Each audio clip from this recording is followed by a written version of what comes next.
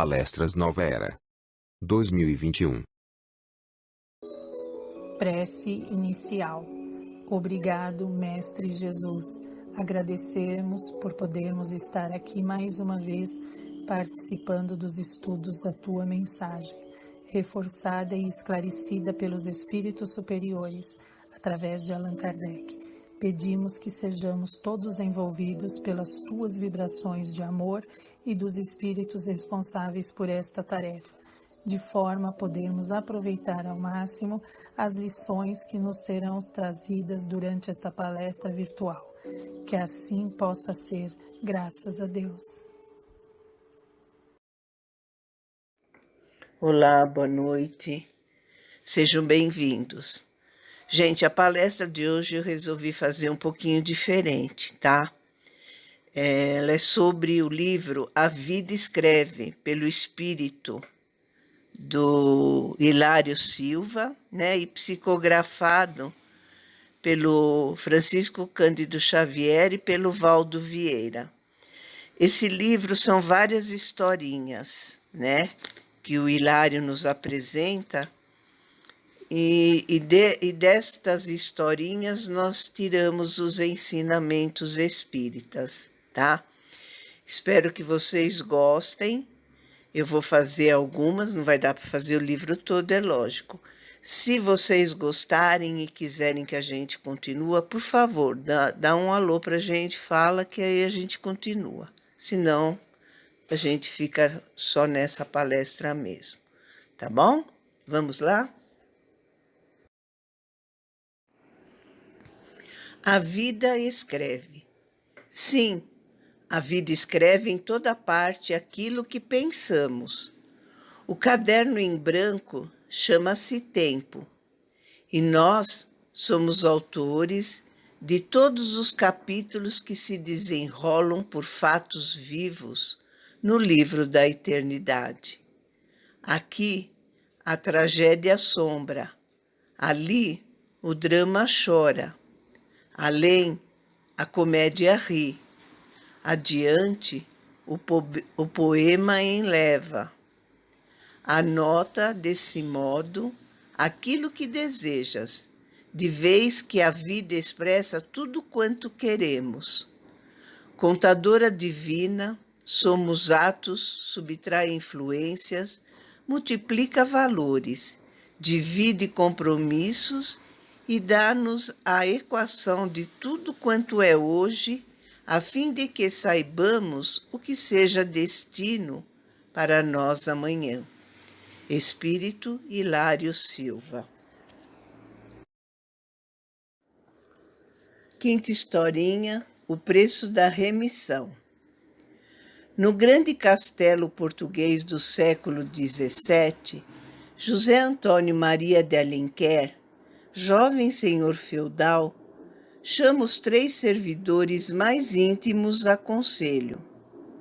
Quer liquidar José Joaquim, o pequeno bastardo, nascido nos últimos tempos da existência do pai viúvo. Manuel Macário, o mordomo, a esposa e a filha ouvem-no interessados. Ganharão pequena fortuna pela cumplicidade.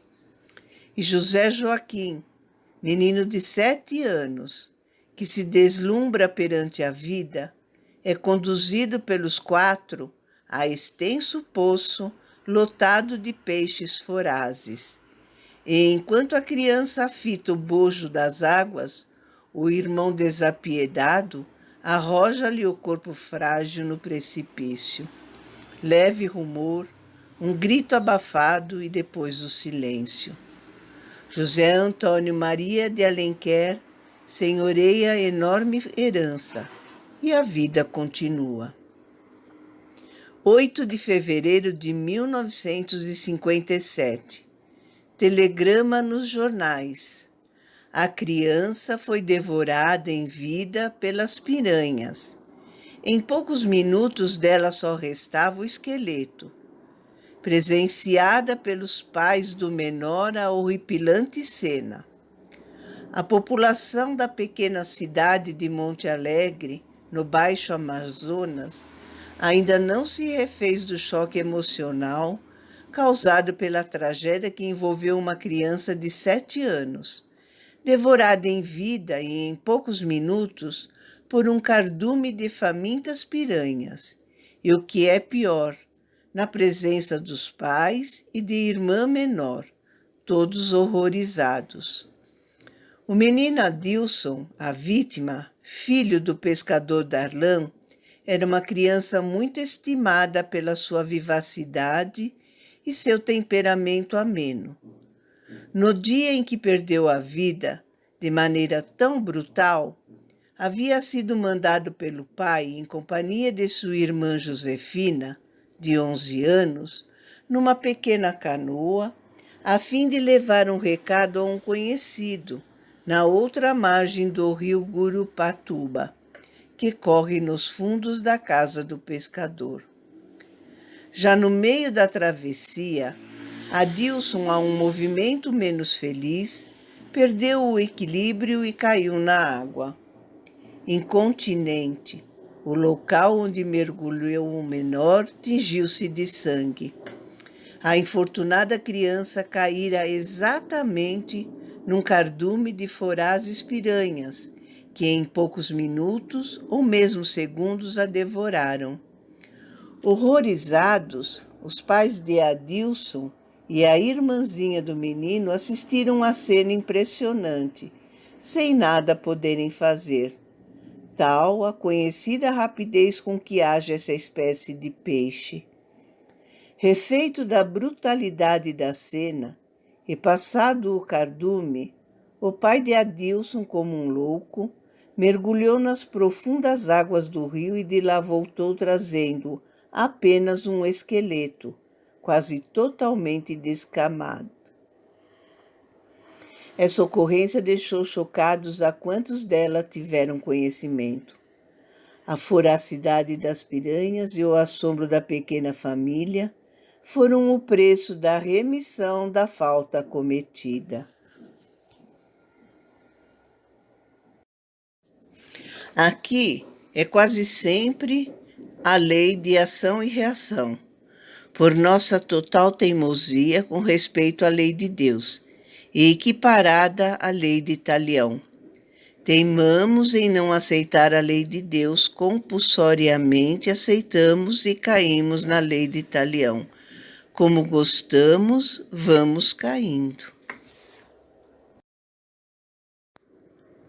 Sexta historinha, o livro Libelo. O distinto advogado não ocultava a má vontade que experimentava pela doutrina espírita.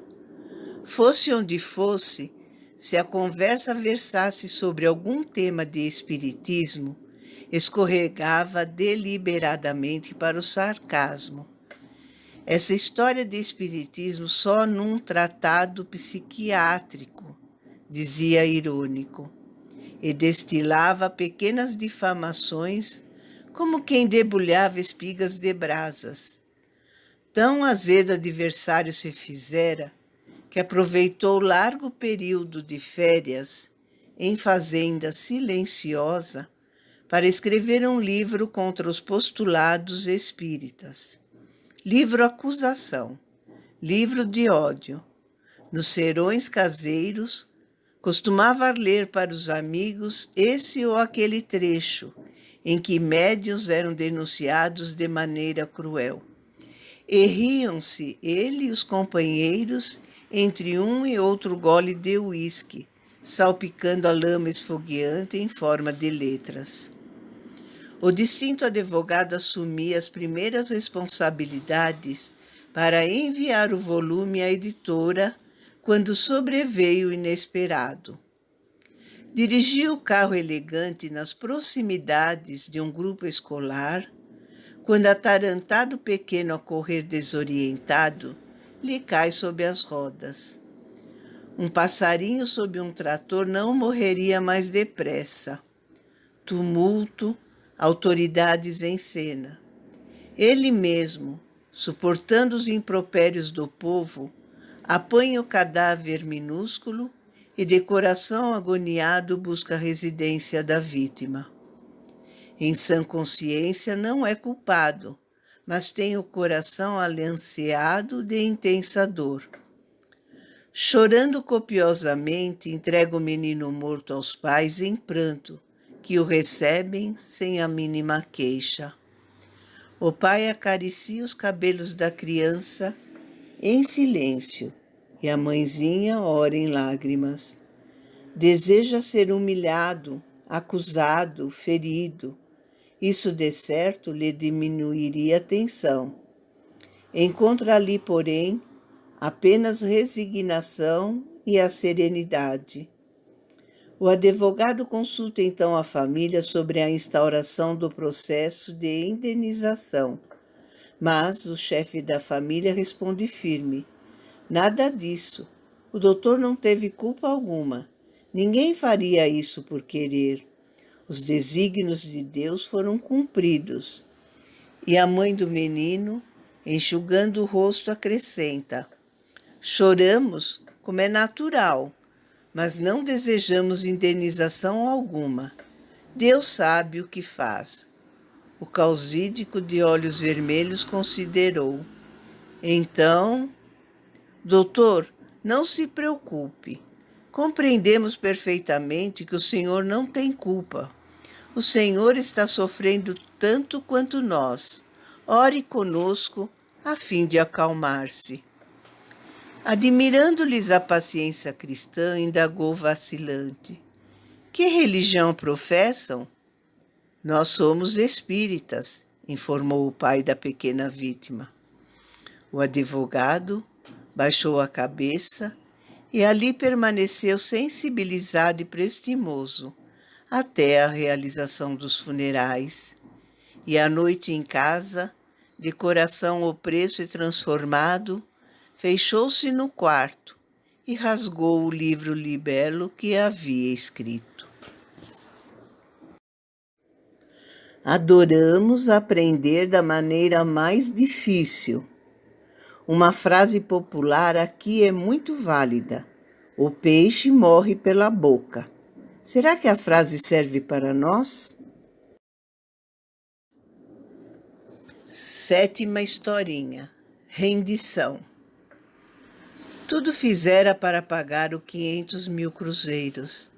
Desesperava-se. Tudo debalde. O desejo de autoeliminação escaldava-lhe o crânio. Sentia a necessidade de orar. Mas como?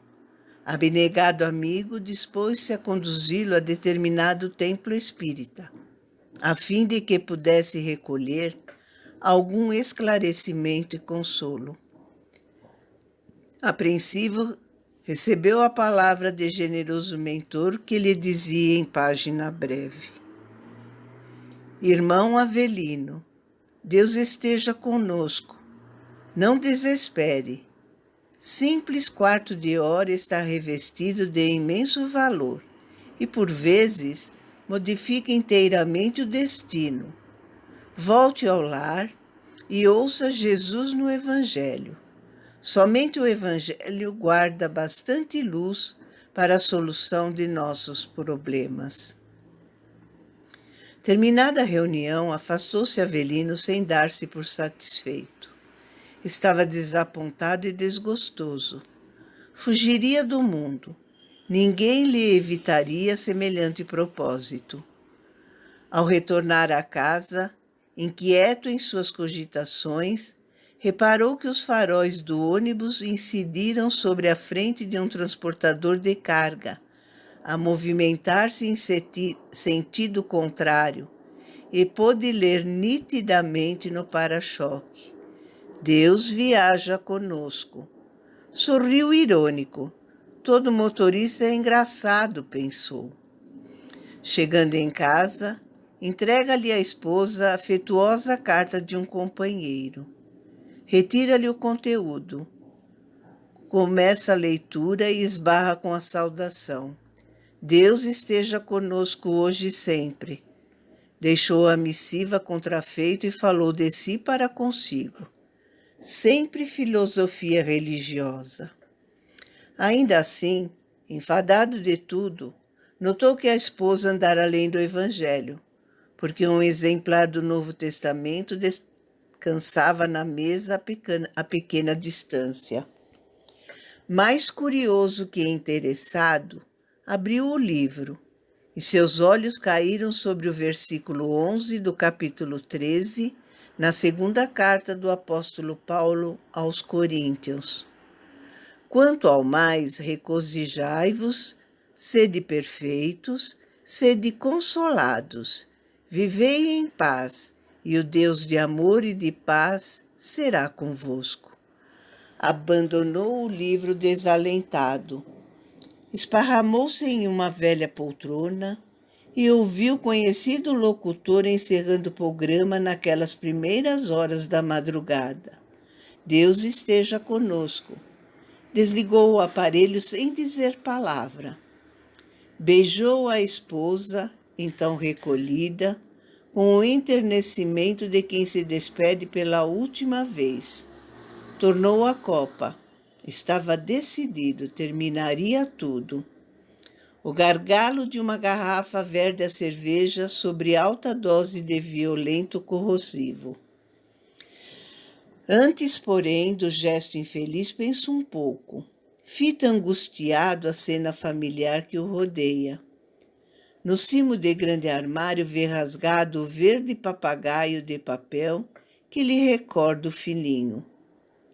Guardando a taça entre as mãos, dirige-se ao quarto próximo e inclina-se quase em pranto para Ricardo, o garoto que dorme.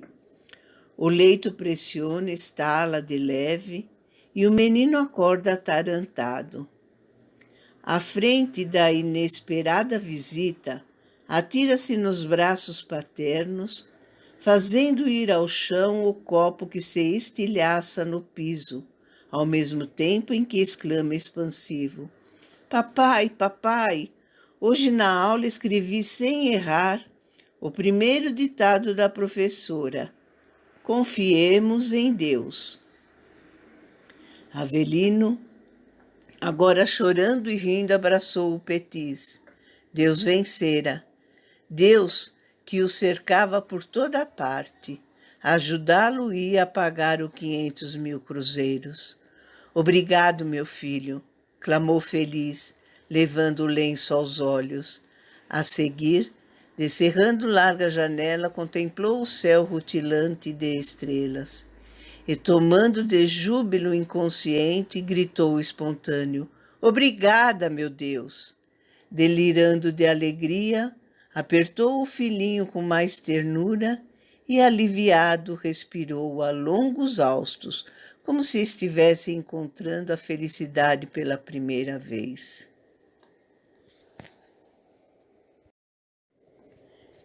Realmente, Deus é de uma insistência indescritível.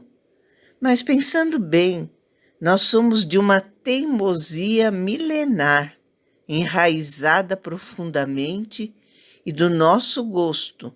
O que seria de nós sem aquela insistência indescritível de Deus? Oitava historinha. Sinais. Na reunião íntima, o benfeitor espiritual Bittencourt Sampaio falava pelo médium com propriedade e beleza. Em certo ponto da preleção dizia veementemente: revelamos os nossos sinais dominantes nas manifestações pequeninas. Cada um tem reflexos diferentes. O heroísmo na praça pública pode ser mero fruto de circunstâncias especiais. É o cotidiano que nos revela o íntimo, nos gestos mais apagados, nas mínimas ações. A maldade aparece num ato de cólera. A calúnia, por vezes, se entremostra numa simples palavra. A leviandade vem à baila num vago sorriso. A avareza, em muitas ocasiões, surge num vintém. Nisso, alguém bate a porta cerrada e o silêncio cai pesado no ânimo dos ouvintes. O visitante não se vendo logo atendido, insiste com mais força. Pancadas violentas, 2, 3, 5 vezes. O instrutor desencarnado retoma a palavra e explica. Estudemos. A pessoa que nos procura talvez seja um modelo de cortesia na vida social. Entretanto, pelo seu comportamento atrás da porta, anuncia claramente que um dos seus reflexos mais altos é a impaciência.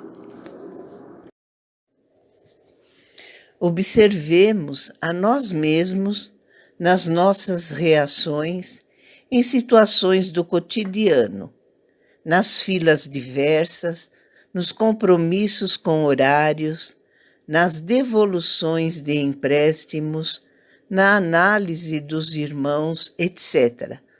Certamente, se formos honestos conosco mesmo, descobriremos muitos detalhes em nosso comportamento e que precisam ser melhorados.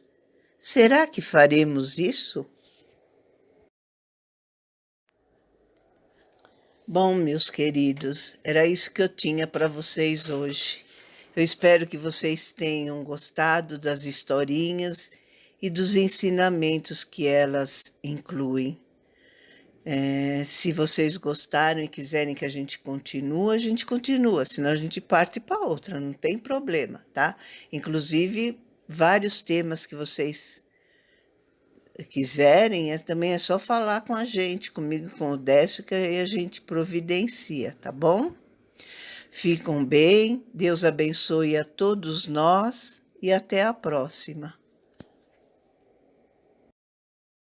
Em seguida, prece final, passe virtual. Continuem ligados ao nosso vídeo. Oração a Bezerra de Menezes. Nós te rogamos, Pai de infinita bondade e justiça, as graças de Jesus Cristo, através de Bezerra de Menezes e suas legiões de companheiros, que eles nos assistam, Senhor, consolando os aflitos, curando aqueles que se tornem merecedores, confortando aqueles que tiverem suas provas e expiações a passar, esclarecendo aos que desejarem conhecer a verdade e assistindo a todos quanto apelam ao teu infinito amor.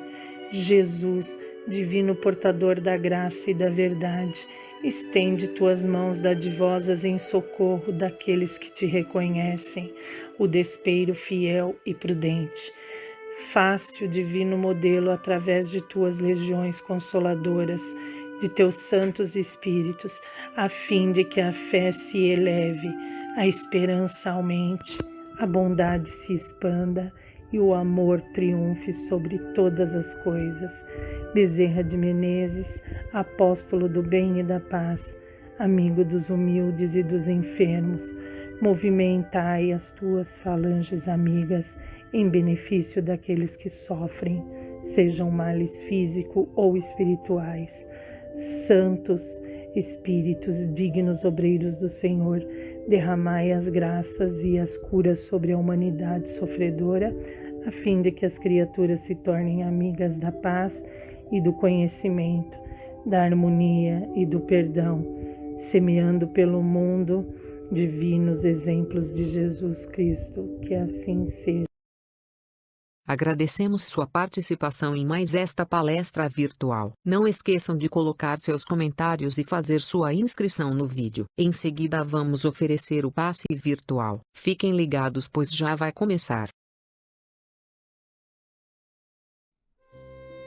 Vamos nos tranquilizando, fechando os olhos, mentalizando a figura de Jesus à nossa frente. Damos início ao nosso passe na noite de hoje. Permite, Senhor, que os mensageiros de luz, todas as correntes espirituais do bem, possam auxiliar a essa pessoa à minha frente, afastando dela tudo que possa perturbá-la espiritualmente, fisicamente.